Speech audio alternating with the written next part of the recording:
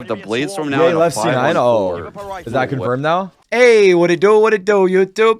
It's your boy Q. And as you probably know by now, if you keep up with VCT news, that Yay and Cloud9 have decided to part ways. And it's important to note that this is a termination of the contract, which does mean that Yay, well, is technically able to go wherever he wants. Make sure you keep that in mind, because while it is undeniable that Yay is arguably one of the best players in the game right now, we know that when it comes to putting together the best team, chemistry and teamwork mean far more than just individual skill. And when you look across the rest of VCT right now, at least as far as those Americas teams are concerned, particularly those in NA, rosters seem pretty well set. So does this mean we're about to see a VCT season where Yay doesn't play? Will we see Yay maybe do the inverse of what we saw Artis do and move to an EU roster slot? Or is Yay's Twitter profile really not a troll? And are we about to see Yay come to NA Challengers, get wet, and help the Moist Moguls ascend to a spot in the franchise league? Don't go anywhere, because it's about time we get down and do what it do.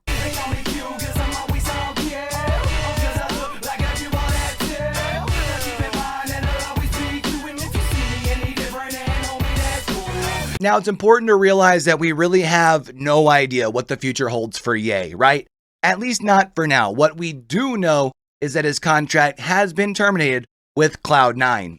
That's it. All these rumors about him and Marv potentially seeming to want to run it back really just seem to be that, rumors, as we have seen Marv change his profile back from being covered in moist drip. You can't say the same for Yay, however, right? So, I mean, either Yay's pulling off like the best long con and he's actually going somewhere else, or he's going to be going to the NA Challenger circuit, playing for the Moist Moguls.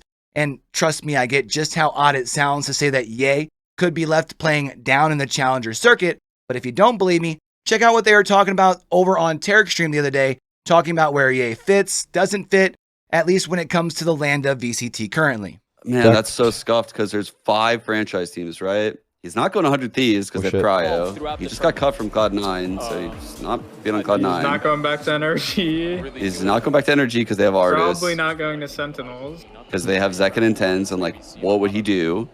That just leaves EG. I'm not sure where he would go if he's not on C9. I don't know what eye is crazy. Franchise team is gonna make a roster change, because it's like, yeah, Yay's fucking insane. I think this is going to be such an uphill battle. But it's that I have never seen. Is it justified replacing one of our players is the question, I guess, right? Jack will have a hard time selling him, so he's just gonna be stuck in contract jail. Yay might become a streamer, straight up. He might become a streamer. Just like me, for real.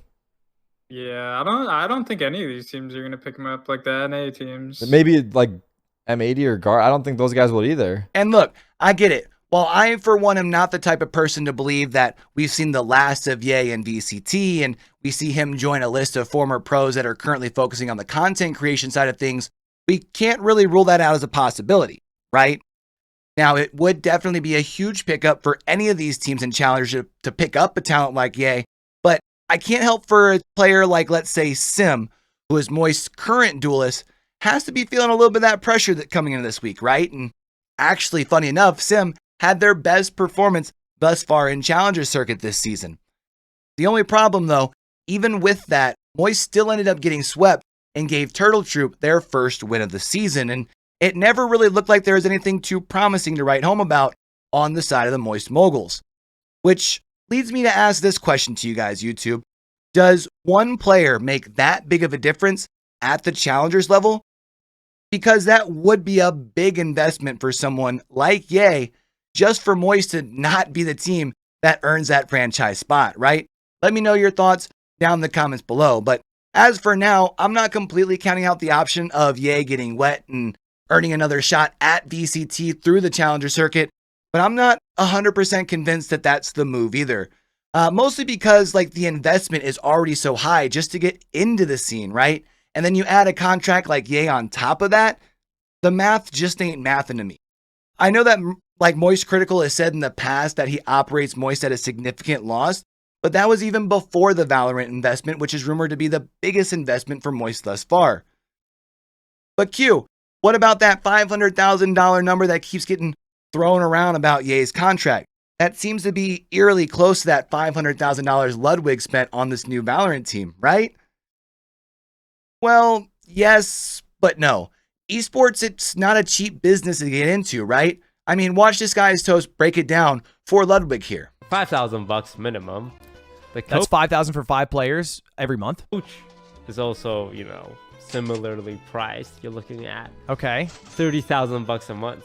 Okay, annually? $360,000 a year. Okay. Minimum. And again, this doesn't include any other staff you might need, like designers, like stuff like accountants and lawyers to look over these contracts. Add everything up, and that's at least $500,000 a year. Not even including flights or hotels if they need to go to tournaments and compete. So, yeah, while that 500K figure that gets thrown around about getting into Valorant is kind of close to that 500K figure that gets thrown around about Yay's contract, it's nowhere near about the same thing, right?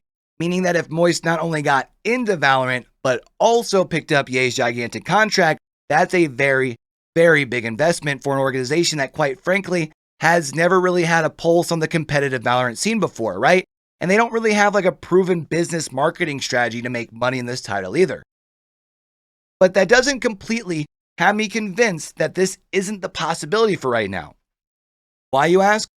Well, Ludwig has always brought up a very valid point when it comes to being able to make money in the esports industry where most other organizations fail to capitalize. And that's content. The fourth strategy is a strategy that Moist has been doing, which kind of ties into the first one, which is reacting to the content itself, using your esports team as content in its own right. So if you stream it, maybe the viewership goes up and the viewership's higher, so more people want to sponsor the co-streams. And maybe you can make a YouTube video about it if your team wins and yada, yada, yada vlogs. You get the idea. 2 people with the type of following that Ludwig and Critical have just might be the necessary pieces of the formula to make this plan crazy enough to work. But what do you think, YouTube?